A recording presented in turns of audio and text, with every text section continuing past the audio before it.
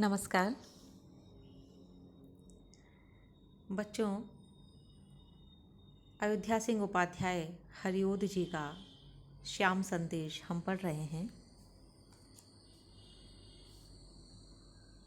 और जैसा मैंने पहले बताया आपको कि श्याम ने संदेश भेजा है समस्त ब्रजवासियों के लिए, विशेषकर राधा जी के लिए, जब वो प्रवासी बन जाते हैं मथुरा जाके। तो यहाँ पर इस छंद में कृष्ण ये समझाना चाहते हैं कि व्यक्ति आत्मोत्सर्ग करता है, उसे मुक्ति की प्राप्ति होती है, उसके लिए वो प्रयास करता है, यह अच्छी बात है। लेकिन अगर वो जगत के कल्याण के लिए काम करता है तो निसंदेह उससे अच्छा काम और कोई हो नहीं सकता। तो तुलनात्मक शैली में कवि ने यहाँ पर लिखा है,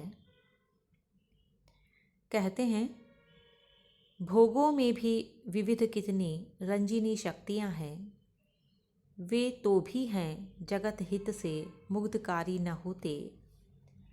सच्ची यूं है कलुष उनमें है बड़े क्लांतिकारी, पाई जाती लसित इसमें शांति लोकोत्तरा है। भोगों में, सुख साधनों में, विलास में बड़ी ही ज़बरदस्त शक्ति होती है अपनी तरफ आकर्षित करने की और तात्कालिक रूप से मन को आनंदित करने की।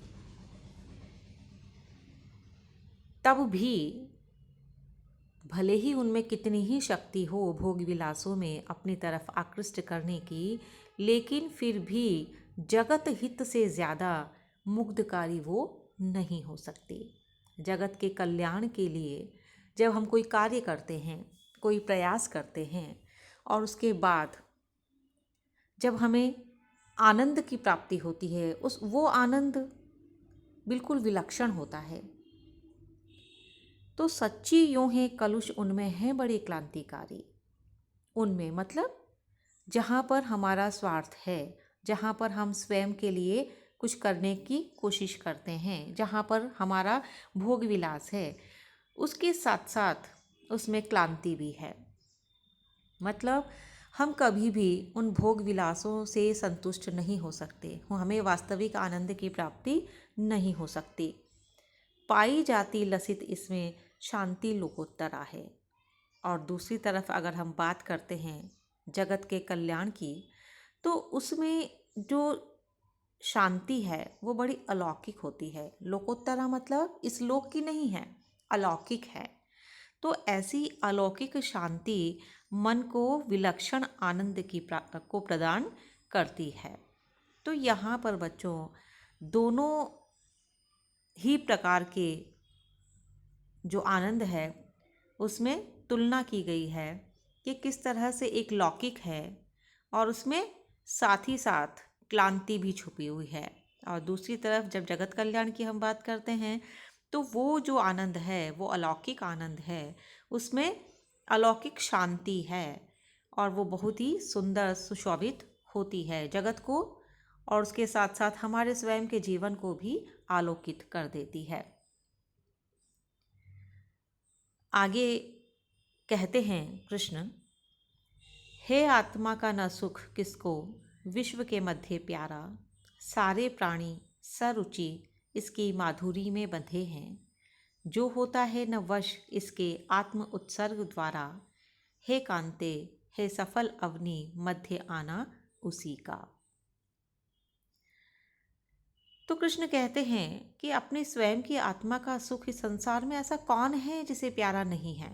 सबको प्यारा होता है और हर व्यक्ति इस सुख की प्राप्ति के लिए ही ताउम्र जिंदगी भर प्रयत्न करता है। सारे प्राणी सरुचि इसकी माधुरी में बंधे हैं और जगत के जितने भी प्राणी हैं इस संसार में वो स्वयं अपनी रुचि के साथ इसके माधुर्य में बंधे हुए हैं। मतलब वो हर क्षण उससे आकृष्ट होते रहते हैं और उसी के लिए कार्य करते हैं जीवन पर्यंत। जोन होता है न वश इसके आत्म उत्सर्ग द्वारा, हे कांते सफल अवनि मध्य आना उसी का। लेकिन जो व्यक्ति आत्म उत्सर्ग द्वारा अपने आप को बलिदान कर दे, अपने स्वयं के सुख का बलिदान करके भी दूसरों के कल्याण की कामना करता है, जगत के हित के लिए काम करता है, प्रयास करता है, तो हे कांते, हे राधा प्रिय राधा, मेरा ऐसा मानना है कि इस अवनी तल में उसी आत्मा का आना सफल है। अवनी मतलब पृथ्वी।